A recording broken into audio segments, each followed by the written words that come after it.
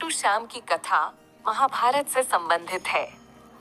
खाटू श्याम जी का वास्तविक नाम बर्बरीक था, जिन्हें श्री कृष्ण का कलयुगी अवतार के रूप में भी जाना जाता है। बर्बरीक, खाटू श्याम पांडुपुत्र भीम के पौत्र तथा भीमपुत्र घटोत्कच के पुत्र थे। बर्बरीक ने अपनी माता को वचन दिया था कि वे हमेशा हारने वाले पक्ष का साथ देंगे, इसीलिए इन्हें हारे का सहारा भी कहा जाता है। राजस्थान के सीकर जिले में बाबा खाटू श्याम जी का भव्य मंदिर है, जहां पर लाखों भक्त रोज बाबा खाटू श्याम के दर्शन करने के लिए आते हैं। भक्तों का मानना है कि बाबा श्याम उनकी सभी मनोकामनाएं पूरी करते हैं, इसलिए उन्हें हारे का सहारा भी कहा जाता है। इस मंदिर में साल भर बाबा श्याम के प्रति आस्था रखने वाले 40 लाख भक्त हर साल उनके दर्शन के लिए पहुंचते हैं। खास तौर से होली के कुछ दिनों पहले फरवरी मार्च में यहाँ खाटू श्याम जी का भव्य मेला आयोजित होता है, जिसमें देश ही नहीं विदेशों से भी बाबा के भक्त उनके दर्शन के लिए आते हैं।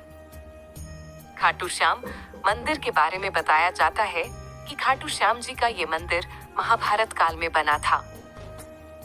वन में भीम का सामना हिडिंब नाम के राक्षस से हुआ था। उस युद्ध में भीम ने राक्षस हिडिंब को मार गिराया। हिडिंब राक्षस की एक बहन थी, जिसका नाम हिडिंबा था। हिडिंबा भीम के पराक्रम से उस पर मोहित हो गई और माता कुंती से आग्रह किया कि वह भीम से विवाह करना चाहती हैं। हिडिंबा ने कहा कि वह भीम को हमेशा अपने साथ नहीं रखेंगे, केवल गर्भवती होने तक वह भीम को अपने साथ रखेंगे और फिर उनके पास पहुंचा देगी। भीम और हिडिंबा का एक पुत्र पैदा हुआ, जिसका नाम घटोत्कच था। घटोत्कच की मुलाकात अपने पिता भी हमसे तब हुई जब पांचों पांडव पत्नी द्रौपदी के साथ 12 वर्ष के वनवास पर निकले थे। भीम के पुत्र घटोत्कच का एक पुत्र हुआ, जिसका नाम बर्बरीक रखा गया।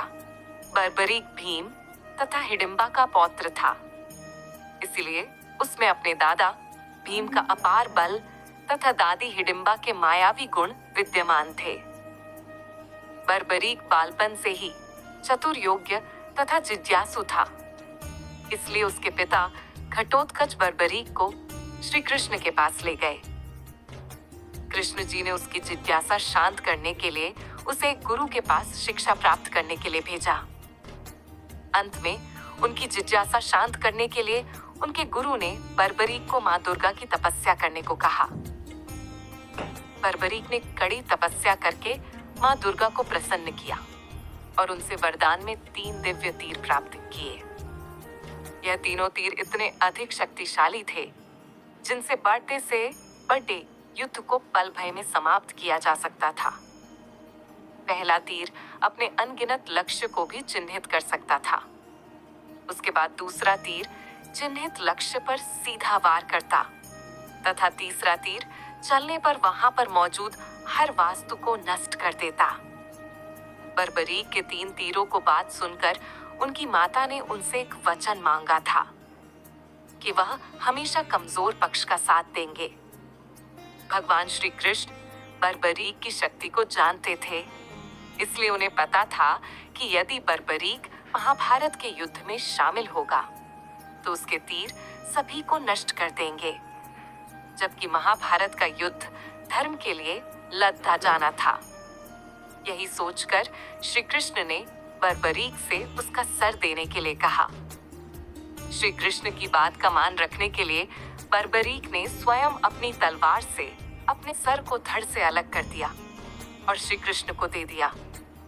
बर्बरीक की यह आज्ञाकारिता देखकर श्री कृष्ण बहुत प्रसन्न हुए और बर्बरीक को वरदान मांगने के लिए कहा।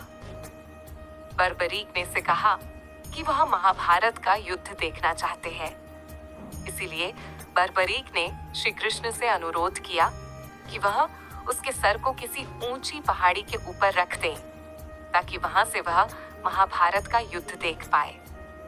और पढ़े श्री कृष्ण ने बर्बरीक को यह वरदान दिया कि वह महाभारत के युद्ध को बारीकी से देख पाएंगे। हर समय तथा हर योद्धा को लत देते हुए साक्षात देख पाएंगे तथा युद्ध के परिणाम का विश्लेषण भी कर पाएंगे।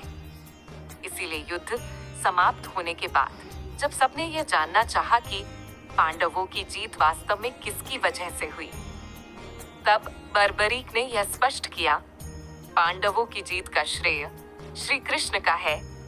उनकी वजह से ही पांडव इस धर्म युद्ध को जीत पाए।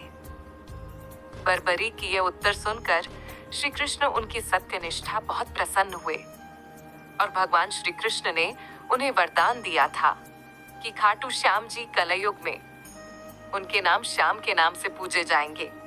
इसीलिए कहा जाता है, हारे का सहारा बाबा श्याम हमारा। जय बाबा खाटू श्याम की।